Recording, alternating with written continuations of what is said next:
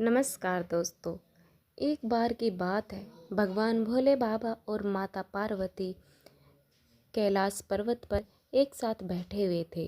तभी माता पार्वती के मन में एक प्रश्न आता है और कहती है, हे प्रभु, आज आप हमें बताएं कि मनुष्य अपने बुरे वक्त से बाहर कैसे निकल सकता है। मनुष्य का वक्त अगर बुरा चल रहा हो तो उसे क्या करना चाहिए। तभी भगवान भोलेनाथ माता पार्वती से कहते हैं, हे देवी, आज आपने मनुष्य के लिए बहुत ही महत्वपूर्ण प्रश्न किया है। आपके इस प्रश्न में मनुष्य के कल्याण छुपे हुए हैं। जो भी मनुष्य इस कथा को पूरे ध्यान और मन लगाकर सुनता है, वह समझ जाता है कि मनुष्य को अपने बुरे वक्त में क्या करना चाहिए, किस प्रकार से वह अपने बुरे वक्त से बाहर निकल सकता है और एक खूबसूरत खुशहाल जीवन जी सकता है।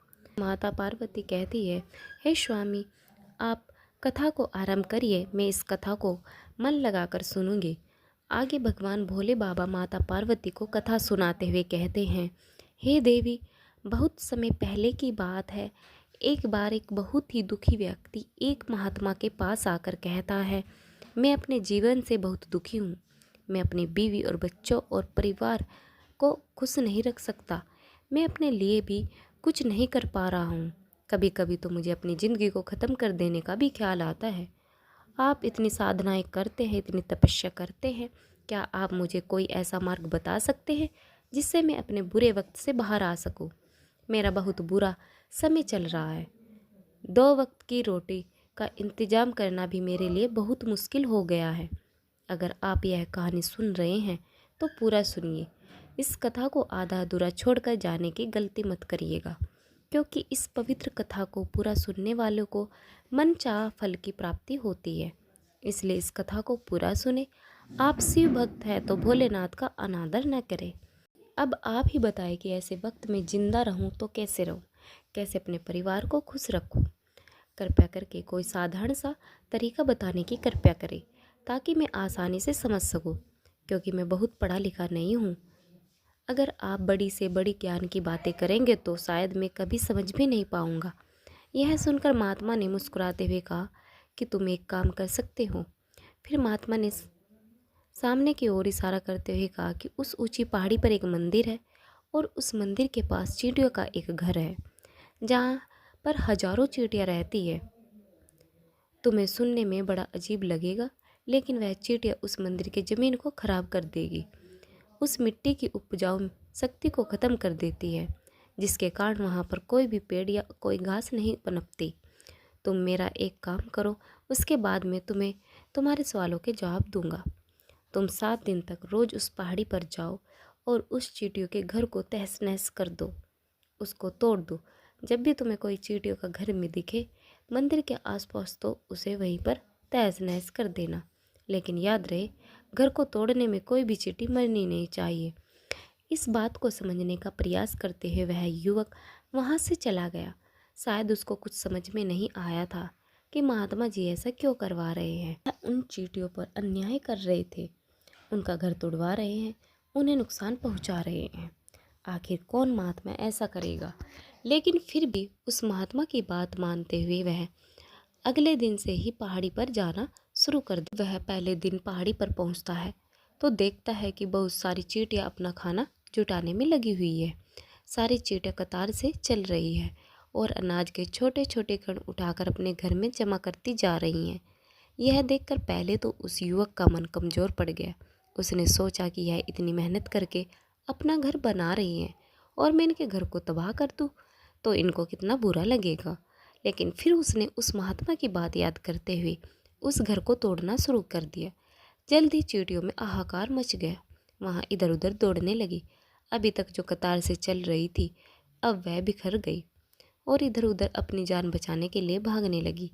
थोड़ी देर में घर टूट गया और सारी चींटियां इधर उधर छुपने के लिए भाग चुकी थी।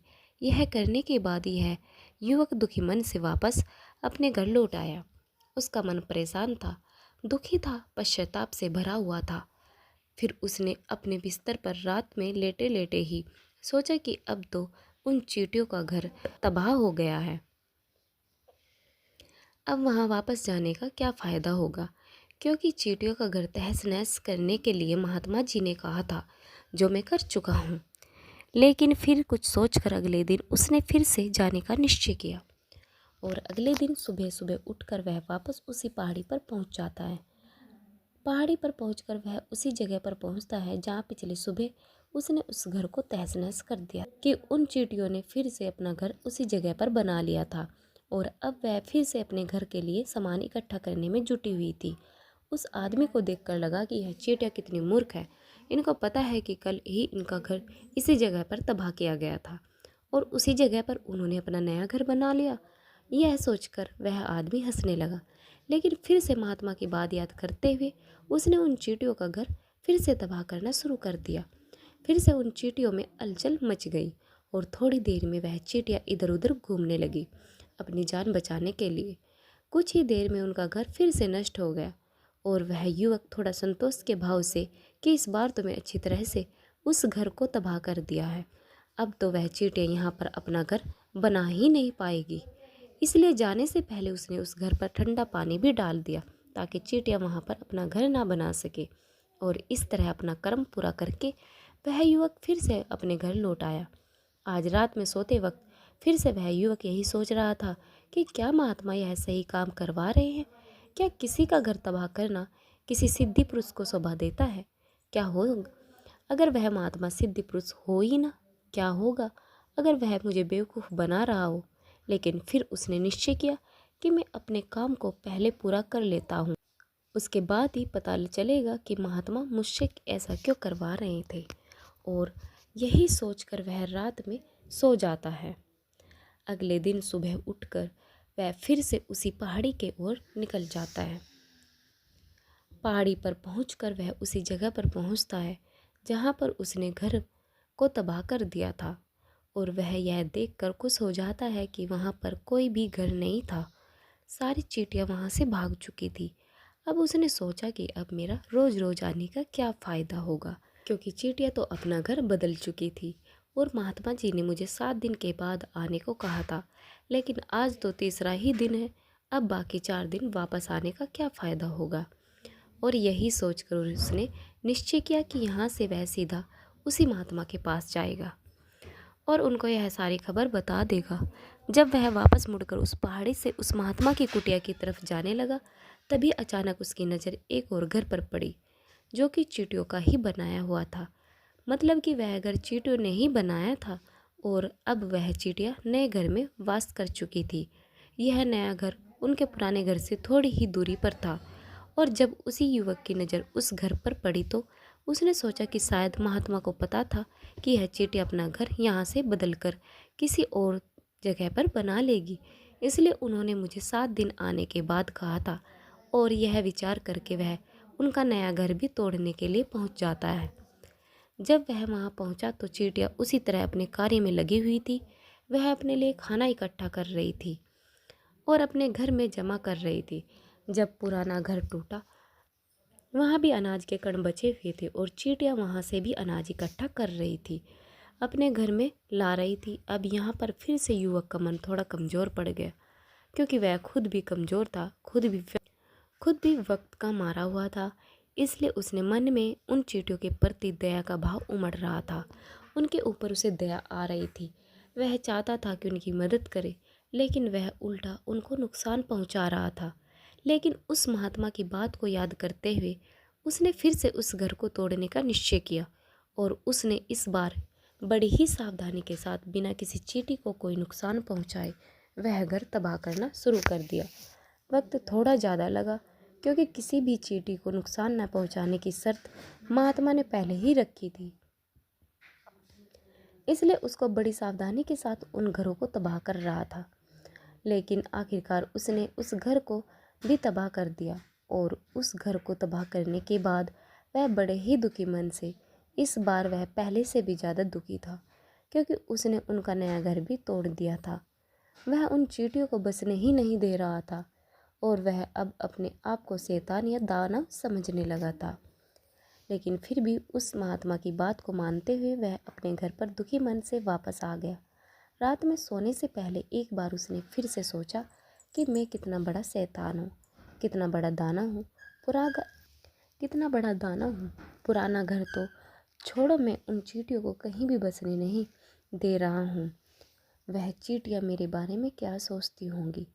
वह कितना बड़ा दाना होगा उस परमात्मा को जो मेरे द्वारा यह काम करवा रहा है। लेकिन फिर भी उसने अगले दिन जाने का निश्चय किया और अगले दिन सुबह सुबह वह फिर से वहाँ पर पहुँच गया। वो यह देखकर फिर से आश्चर्यचकित रह जाता है कि इस बार चींटियों ने एक और नई जगह पर अपना घर बना लिया था। वह तो पहले से ही ज़्यादा ऊर्जा के साथ काम कर रही थी और उन्होंने एक रात में पहले से भी बड़ा घर बना लिया था और अब वो फिर से अपना अनाज और खाना इकट्ठा करने में जुटी हुई थी। यह देखकर उस आदमी को लगा कि यह चींटियाँ किस मिट्टी की बनी हुई है। मैं उनको बार बार यहाँ से भगाने की कोशिश कर रहा हूँ और यह वहीं पर अपना घर बना लेती है। क्या इनको पता नहीं है कि मैं यहाँ पर कभी भी बसने नहीं दूंगा? यह चींटी देखने में इतनी छोटी है लेकिन फिर भी यह मुझसे हार नहीं मान रही है। बड़ी ताज्जुब की बात है। और इस बार उसने गुस्से में उस घर को तहस नहस करना शुरू कर दिया। लेकिन इस बार तहस नहस करते हुए कुछ चींटियाँ वहीं पर मर गई, उसके पैरों तले कुचल दी गई। कुचलने के बाद जब वह अपने अहंकार से बाहर आया तो उसने देखा कि गुस्से में उसने उन चींटियों को कितना नुकसान पहुंचा दिया। उसका मन पश्चाताप से भर गया और वह रोता हुआ अपने घर की ओर बढ़ गया। रात में सोते वक्त उसने सोचा कि मैं उन चींटियों पर बहुत ज़्यादा अत्याचार कर रहा हूँ, अब इससे ज़्यादा अत्याचार मैं नहीं कर पाऊँगा। और यही सोचकर वह अगले दिन उन चींटियों के लिए अपने घर से थोड़ा आटा लेकर उसी पहाड़ी पर पहुँच जाता है। आज उसके मन में उन चींटियों के प्रति श्रद्धा का भाव था, दया का भाव था। आज वह उनकी मदद करना चाहता था। और जब वह वहाँ पहुँचा तो चींटियाँ फिर से अपने नए घर को बनाने में जुटी हुई थी। उसने बड़े ही करुणा के साथ उन चींटियों को अपना लाया हुआ आटा खिलाया। अगले 7 दिनों तक वह ऐसा ही करता रहा और रोज़ सुबह जाता उन चींटियों को अपने हाथों से आटा खिलाता। 7 दिन के बाद यह युवक उस महात्मा के पास पहुंचकर हाथ जोड़कर बोलता है कि हे महात्मा जी, मुझे माफ़ कर देना। मैंने उन चींटियों का घर तबाह करने के लिए बहुत कोशिश की। मैंने उनका घर तबाह किया भी, एक बार नहीं सोचा, 4 बार मैंने उनका घर तोड़ा, पर बाद में हिम्मत नहीं कर पाया, उनके घर को नहीं तोड़ पाया। मैं समझ सकता हूँ कि मैं आपका काम पूरा नहीं कर पाया। इसके बदले आप मुझे तरीका भी नहीं बताएंगे जो कि मुझे बुरे समय से बाहर निकाल सकता है, लेकिन मुझे इसका कोई परवाह नहीं है। मुझे लगता है कि मैंने जो किया वह सही किया, इसलिए मैं आपसे आज्ञा लेकर वापस जा रहा हूँ। कृपया मुझे वापस अपने घर जाने की आज्ञा दीजिए। यह सुनकर महात्मा ने मुस्कुराते हुए कहा कि अरे बेटा, कहाँ चल दी, रुको तो सही, जलपान तो कर लो, थोड़ी देर ठहर जाओ, उसके बाद चले जाना। और यह कहकर वह महात्मा उस युवक के लिए पानी लेकर आते हैं। पानी पिलाने के बाद महात्मा उस युवक से पूछते हैं कि तुम मुझे यह बताओ कि आखिर तुम उन चींटियों का घर तबाह क्यों नहीं कर सके? वह चींटियाँ तो छोटी है और तुम इतने विशाल काहे हो, फिर भी तुम उन चींटियों को तबाह नहीं कर पाए। तुम्हारी शक्ति, तुम्हारा बाहुबल। इसका जवाब देते हुए उस युवक ने कहा कि हे महात्मा, मैंने उन चींटियों का घर तबाह कर दिया था, बार बार किया था। एक बार तो मैंने गुस्से में उन चींटियों को भी हानि पहुंचा दी थी, लेकिन जिस दिन मैंने उनको हानि पहुंचाई उसी दिन मुझे लगा कि मैं उनको क्यों हानि पहुंचा रहा हूँ, क्यों इनको इतनी तकलीफ़ दे रहा हूँ। और उसी दिन से मैंने उनको क्षति पहुंचाने की वजह, नुकसान पहुंचाने की वजह उनकी सहायता करनी शुरू कर दी। यह सुनकर उस महात्मा ने कहा कि यही तो सीखने की बात है। एक छोटी सी चींटी हमें जीवन का संदेश दे। मैंने तुम्हें उन चींटियों का घर तबाह करने के लिए नहीं भेजा था, मैंने तुम्हें भेजा था ताकि तुम उन चींटियों से कुछ सीख लो। तुम्हें क्या सीख मिली उन चींटियों से, क्या तुम मुझे बता सकते हो? फिर भगवान शिव माता पार्वती से कहते हैं, हे पार्वती। यह सुनकर उस युवक ने पूरी कहानी बयां कर दी। पूरी कहानी सुनने के बाद महात्मा ने मुस्कुराते हुए कहा कि बेटा, पहली सीख जो इन चींटियों से ले सकते वो यह थी कि तुमने कितनी ही बार उनके घर को तोड़ने की कोशिश की, कितनी ही बार प्रयास किया कि उनके घर तबाह हो जाए, लेकिन वह हर बार अपना नया घर बना लेती थी। उन्होंने कभी भी हार नहीं मानी। अगर वह हार मान लेती तो वह चींटियाँ तुम्हें वहाँ नहीं मिलती। जीवन कार्यशील का नाम है, लेकिन हम मनुष्य 1-2 बार हार मिलने पर ही टूट जाते, हताश हो जाते हैं और फिर जीवन में प्रयास ही नहीं करते। और कुछ लोग तो अपनी ज़िंदगी को ख़त्म करने को उतारू हो जाते हैं। लेकिन जानवरों में तुमने एक बात देखी होगी कि वह अपना जीवन खुद से कभी ख़त्म कर ही नहीं सकते हैं। तुमने कभी नहीं सुना होगा कि किसी जानवर ने आत्महत्या कर ली, चाहे वह जानवर कितना भी भूखा क्यों न हो, कितना ही दुखी क्यों न हो, लेकिन वह अपने जीवन के लिए हमेशा संघर्ष करता रहता है। लेकिन वही दूसरी तरफ हम मनुष्य एक दो बार हताश होने पर ही अपने जीवन खत्म कर लेते हैं। जीवन तो कर्मशील होता है। कर्म करने का नाम है जीवन, और मृत्यु आखिरी विश्राम है, परम विश्राम है। इसलिए मृत्यु से पहले कर्म करना कभी मत छोड़ना, क्योंकि मृत्यु के बाद तो तुम परम विश्राम में चले ही जाओगे। तो उससे पहले कर्म करना क्यों छोड़ रही हो, क्यों हताश हो रहे हो? अगर तुम्हारा एक घर टूट गया तो दूसरा घर बनाने का प्रयास करो, कोशिश करो, और कोशिश करने वालों की कभी हार नहीं होती। यह तो तुम उन चींटियों से देख चुके हो। देखने में तुमसे कितनी छोटी है वह चींटियाँ और तुम इतने बड़े हो, लेकिन उनका मन तुम्हारे मन से इतना बड़ा है, इतना विशाल है, इतना दृढ़ संकल्प है कि इतनी बार घर टूटने पर भी उन चींटियों ने कभी हार नहीं मानी। दूसरी सीख यह है कि जब भी हमारे ऊपर बुरा समय आता है, हमें लगता है कि यह समय कभी भी नहीं जाएगा, यह समय मेरे जीवन को बर्बाद कर देगा, मुझे कभी नहीं जीने देगा। और अपने इन्हीं ख्यालों से, अपने इन्हीं विचारों से, जिसका असलियत में कोई भी अस्तित्व नहीं है, वह सिर्फ विचार है, और वही विचार हमारे मन को दुखी कर देते हैं, और इसलिए हम प्रयास करना भी छोड़ देते हैं। लेकिन तुम खुद सोचो कि बार बार प्रकृति हमें क्षति पहुंचाएगी, नुकसान पहुंचाएगी, लेकिन कब तक पहुंचाएगी? अगर हम बार बार फिर से उठ के फिर से नया प्रयास करते रहेंगे तो प्रकृति भी हमारे सामने घुटने टेक देगी, और वह भी एक दिन हमारे ऊपर दयावान हो जाएगी, कृपालु बनेगी, और वह हमें सब कुछ देने लगेगी जिसकी हमने कभी कामना की नहीं थी। तुमने खुद देखा कि तुम उन चींटियों को तबाह करने के लिए पहुंचे थे, लेकिन बाद में तुम ही उन चींटियों को अनाज और आटा देने लगे। तुम ही उन चींटियों पर कृपालु हो गए। क्यों हुए? क्योंकि तुमने देखा कि वह चींटियाँ हार ही नहीं मान रही हैं।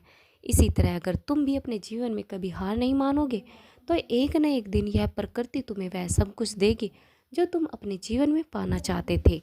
इसलिए कर्मशील कार्य करते जाना, और दूसरा है कि एक ना एक दिन प्रकृति तुम्हारी उस कर्म का परिणाम तुम्हें जरूर देगी। यह सुंदर और प्रेरणादायक कथा जीवन में हिम्मत और धैर्य का महत्व बताती है। चींटियों की यह कहानी हमें सिखाती है कि चाहे हालात कितने भी कठिन क्यों न हो, हमें कभी हार नहीं माननी चाहिए। भगवान भोलेनाथ और माता पार्वती की यह कथा हमें यह भी सिखाती है कि कठिनाइयों के समय में निरंतर प्रयास करते रहना चाहिए। दोस्तों, अगर आपको यह कथा प्रेरणादायक लगी हो तो कृपया इसे लाइक करें और चैनल को सब्सक्राइब करें, और अपने दोस्तों के साथ शेयर करें। कहानी सुनने के लिए आप सभी का बहुत बहुत धन्यवाद।